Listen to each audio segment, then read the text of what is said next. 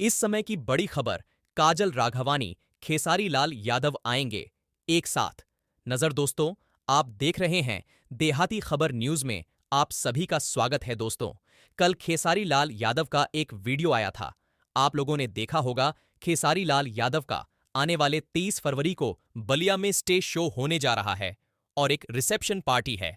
उसमें खेसारी लाल यादव तो सम्मिलित होंगे ही, लेकिन उस रिसेप्शन पार्टी में खेसारी लाल यादव के साथ आप लोगों को काजल राघवानी भी नजर आएंगी। हां दोस्तों, बिल्कुल आप सही सुन रहे हैं।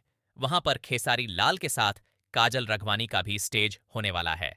सुबह में 10 बजे से तैयार रहिएगा। बहुत बड़ा धमाका होगा इस बार, क्योंकि खेसारी लाल यादव के साथ काजल कई वर्षों से एक साथ नजर नहीं आई है। वीडियो कैसा लगा? वीडियो अच्छा लगा तो कमेंट, शेयर, लाइक जरूर करें। तब तक के लिए जय हिंद, जय भोजपुरी।